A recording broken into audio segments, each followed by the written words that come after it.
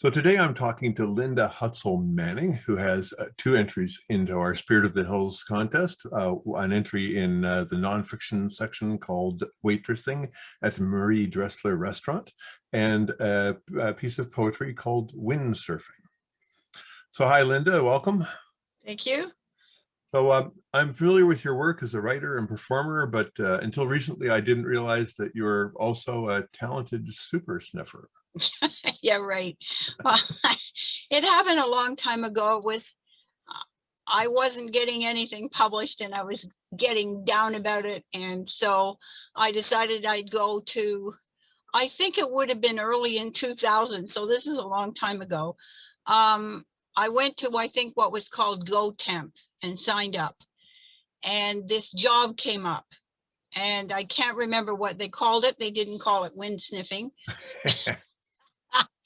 And there's a plant, a plastics plant east of Coburg.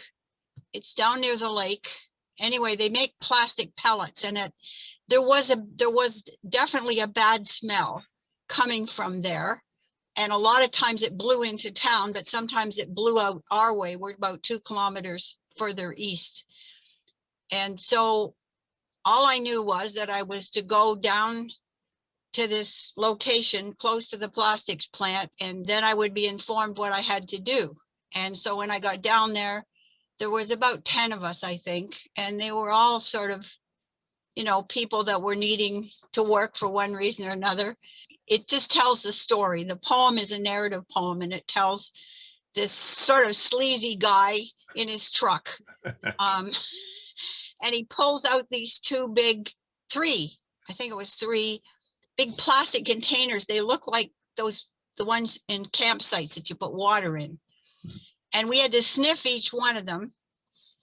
And like we had 2 seconds to do it. And you couldn't hardly tell any difference between any of them other than they all smelled foul. And then you were given this clipboard and sent off to different locations. You had to walk.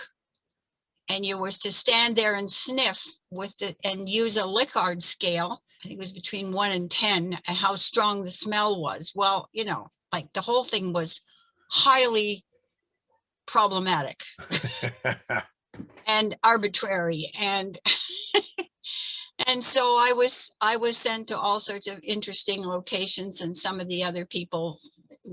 There was I do mention it in the poem, the one guy that came out with a rifle and told them to get off the land, and he was a bit he had a few mental problems, I think. Anyway, it was a very interesting experience, and you really sort of bonded with these people after a while. Some people came on bicycles, most people drove. And we questioned the guy, like we tried to find out who yeah, right. Who instigated this? Why are we doing this? What, you know, was it the plant? Was it they were concerned about the smell, or was somebody complaining? But of course he wouldn't tell us anything. So we never did find out. And I think the smell did improve somewhat. It's not bad now, like it's not like it was then. So obviously, probably they had to put in new scrubbers or something. Mm-hmm. You know, I don't know. So, and then I wrote this poem about it, and I don't even think I ever sent it anywhere. I don't think I tried, I don't know.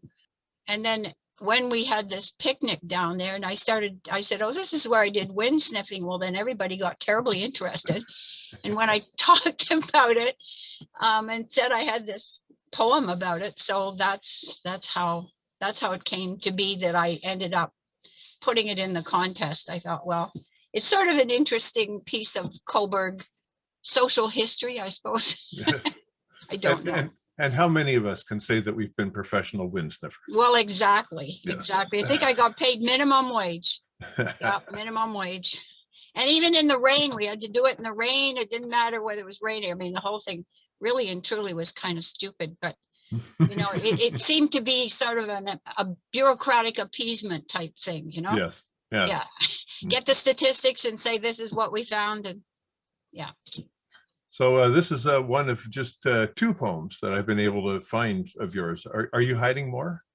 Oh yeah, I've got a whole lot. I've got a poetry collection that I worked on about 10 years ago and had a friend who's a very accomplished poet. She went through it and then I sent it out like, maybe 20 times, nothing happened. Hmm. Then I just, sort of put it away. I maybe should I probably have about 20 poems that have been published over the years in different small literary magazines. So that gives it, I suppose, some credibility, although most of them, they're pretty old now because I haven't even tried. Very little I've tried. I haven't really sent anything out in the last 5 years. Certainly not since my memoir came out. Right. I've been pretty busy with that. So we also have the memoir Waitressing at Murray Dressler Restaurant, if I could say it right, in the nonfiction category. This sounds like quite the experience between swinging door collisions and your chef Marius. It sounds like this could be the basis for a situation comedy. It could be, I guess. It could be. It was $15 a week. We worked. I had to be there I think we had to be there at 11 in the morning. I worked lunch and supper. I had a friend who also worked breakfast, but I never did that. So 11 in the morning till 10 at night, 6 days a week. Wow. $15 plus tips, but I would frequently make $50 to $60 a week in tips. And in 1960, 59, 60, that was a fair amount of money. Yeah. And Marius was from France. What in heaven's name he was doing in Cobourg, Ontario. He had a wonderful Maurice Chevalier accent, but he was a terror. He was a typical, I guess, high-class type chef who was very, very dictatorial and yelled at us all the time. And of course, the whole setup was very primitive by today's standards. And so there was this swinging door that we had to go in and out. And needless to say, there were collisions. And when you went in, so you'd get your order. And then when you went into the kitchen, you had to make your own salad and your own dessert. And then you had to clean everything up afterwards so that when the next person came along, they could do it. And if you didn't, boy, oh boy, you got in huge trouble. And then we were supposed to get a free supper. But Marius would never give us anything because he wanted to save it for the customers. So of course we just stole stuff, because we were hungry. Yeah, We've been there like by 7 o'clock at night. You're starving. Yeah, no kidding.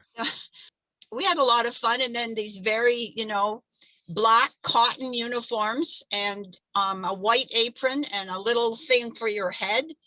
And they had to be starched, the apron, and they had frills around it. And so you had to. I came on my bicycle. I lived on Brook Road South. And so I would have to carry my uniform and everything in a plastic bag, sort of trail it behind me on my bicycle. So if it was raining, that was more difficult, to say. It was, we only were allowed one uniform and one apron. Anyway, so like if you got something spilled on it, you were in big trouble. And then at night you had to go home and wash your apron and iron it in the morning before you left, and iron it, wash it, starch it, and start all over again. So, and it was hectic, but I loved it. I was, because I'm, outgoing and gregarious, I got really great tips, and I'm fast. I can move really fast. So, I did quite well. I worked the summer. I worked there 2 summers. And the second summer, I was engaged to be married. And I wanted to work right up until the end, because then I was going to start teachers college. But I was getting really hyper. And one of the incidents that happened, I don't know whether I talk about it in the article, I can't remember. I had contact lenses, and I was always exhausted and tired. And so I'm carrying out strawberry shortcake, which has has a great big plop of of cream on the top. We squirted it out, and just as I set it down, my contact lens popped into the into the whipped cream. And I put it down and then I whipped it back away from the customer. And I said, I'm terribly sorry, but I have to take this back to the kitchen. Oh, no. So I went back and dug it out and brought it back. Oh, my. So that was one of the things that happened. But it was really a great 2 years. You know, we were young and full of spit and vinegar, I guess, and we enjoyed doing it. I really enjoyed, and it was the best place to work. Nice. So I felt very fortunate that I was able to work at the Marie Dressler House. It was good. No, the story provides a bit of a window into a time that's long gone. It's interesting. Oh, I know. And then I know I mean, all sorts of Americans came to Marie Dressler House. So it had quite a following. Well, that's Linda, that is all the questions that I have for you today. All right. I would love to thank you for entering into the contest, and I do wish you the best of luck. I think the results will be out early in July. Yeah. Okay. Take care. Thank you. You're welcome. Bye. Bye-bye.